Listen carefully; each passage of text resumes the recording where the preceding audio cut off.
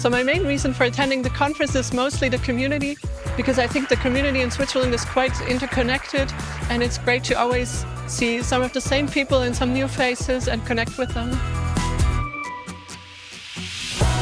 My favorite moment is when the Ignites talk come on, because they're very entertaining and they're super fast, so it's interesting to see. The community here is quite active and very involved. You can really tell that people are behind it with all of their soul. This year's theme is flowers in spring, and I really like the decorations. There are live flowers, which was surprising for me to see, and I like that it brings in some color to this grayscale that is more associated with the IT space. What I love most about DevOps Days is its welcoming community, coming together to learn, share and have fun.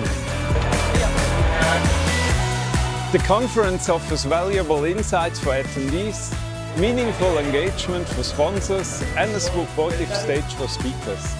Join us and be part of this incredible experience.